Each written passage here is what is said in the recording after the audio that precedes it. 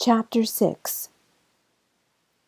The calling had stopped, and for a while the only sound Zack could hear was the whistling of a skylark high above the valley. Then another whistle joined the bird's song, this one from the ground, and closer. Something about it was familiar. The tune became more obvious when the skylark stopped singing. It was coming from a nearby gully, and Zack was certain he'd heard it before. But before he could identify it, a large body appeared out of the bushes, no more than 10 meters away. The man stopped and stared. Another man joined him. He, too, stopped to stare at Zack.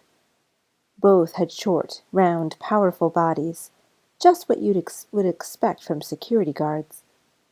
But what Zack hadn't been expecting was the rifle carried by the second man, and it was pointed dangerously close to his direction. "Why are you here?" demanded the one without the rifle. While Zack was thinking of a reply, the other let loose a string of foreign words. The first speaker nodded. "Da," he said. "Da!" His face softened a little. He even tried a smile, except it didn't work. A large scar beside his mouth turned his grin into a grimace. "How'd you get here?" he asked. "Around the coast," replied Zack. "How you pass security?" Zack shrugged. There was no security. "At the stream!" yelled the man. "Security! Korori stream!"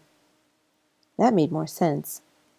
"I came from a house between here and there." "Ah," said the man. "You live here?" Zack nodded, deciding it was simpler to agree than explain. Another rapid burst of words from the rifleman started a lively conversation. Although Zack couldn't understand a word, he could see that they were arguing. When it finished, the English speaker moved forward, offering his hand. "Hello," he said. "I am Ivan." Zack introduced himself, turning to the other man, expecting him to do the same. He didn't. Instead, he looked away, exposing a huge cauliflower ear that seemed to cover half the side of his head. The man had once been a rugby player, or maybe a fighter. "You find the wreck?" asked Ivan. Again, it was simpler to agree. Zack nodded. Ivan nodded in return. "Why were you calling out?" asked Zack. "Calling?" Ivan looked puzzled. He turned to the rifleman and spoke quickly. After a short conversation, Ivan turned back to Zack. "We hunt pigs." He pointed back up the gully. "There are pigs. Good food." "You called to the pigs?" "Da, da," replied Ivan, smiling and nodding furiously. "It is the way in Russia." "Is Tasha the word for pig in Russian?" The smile instantly disappeared. "What do you know about Tasha?" Ivan demanded. "That's what I heard you calling." Rifleman stepped forward and pointed at Zack's backpack. He fired a stream of Russian at the boy. Ivan pulled his partner back. "Niet!" he shouted. Rifleman retreated. Turning to Zack, Ivan asked, "You find things in the wreck?" He pointed to the bay. Only rubbish," said Zack. Ivan glared at him. "How you know about Tasha?" Zack opened his arms. "I just heard you calling that name." "How you know it is a name?" "It just sounded like one." Again, Rifleman pointed at Zack's backpack, this time with a rifle. Ivan nodded. "We look in bag, please," he said. "No," said Zack, moving the bike so that it was between him and the man. "Da," said Ivan, taking a step forward. Rifleman raised the gun. Zack was thinking of making a run for it when a loud blast from a horn made them all jump. A truck was coasting down the valley. In it were Will and Jess. Rifleman lowered his gun and Ivan took a step back. The truck stopped alongside Zack. Will wound down the window. "Good day," he said. "Hi, Zack," said Jess, giving him a little wave. Either they hadn't seen the confrontation, or they were putting on a great act. "You two must be from the salvage company," said Will to the men. "I'm Will McGonagall, and this is my daughter, Jess. We do the fences on Terawhiti." Both men nodded. "You looking for anything in particular?" The men stared at each other. Ivan stepped forward. "You were here yesterday." "Yeah, me and Jess were here." "You find anything?" "Such as?" asked Will. "A music toy," said Ivan. "Is it something important?" Ivan shrugged. "My boss, Mikhail, he likes it." "What does it look like?" The Russian made a shape with his hands. "It is this big, black, makes music and moves." Will shook his head. "Nah, didn't see anything like that. Probably at the bottom of the sea now." Ivan didn't look convinced. "Why the rifle?" asked Will. "Security," said Ivan. "We have permit." Will nodded as if that was perfectly normal. "How long you going to be working here?" "When the sea gets calm, we look under the water. Then we go." "Should be calm tomorrow," said Will. "You might find that music thing on the bottom of the bay." "Da," said Ivan. "You mind if we park in the bay and have lunch?" asked Will. "We do most days." The Russians just looked at each other. "Good," said Will. He turned to Zach. "You want to join us?" He climbed out of the cab. "Here, I'll give you a hand to put your bike in the back." The Russians watched without comment as Will lifted the bike onto the bay, into the tray. He then stood by the truck until Zach had moved around to the other side and climbed in. Only then did Will get back in. "See ya," he said as he started the engine. "Have a nice day."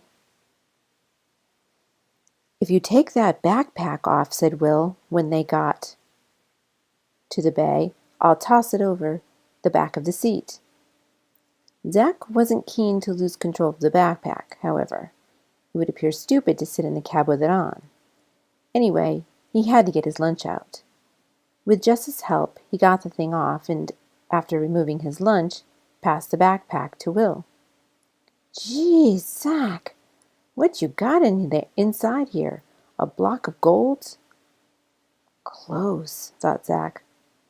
"Tools, in case my bike breaks down," he said. Will chuckled. "Enough tools to change the engine on this thing by the weight of it." The bag was thrown behind the seat. It made a suitable clang as it hit something, almost as if it really did contain big tools.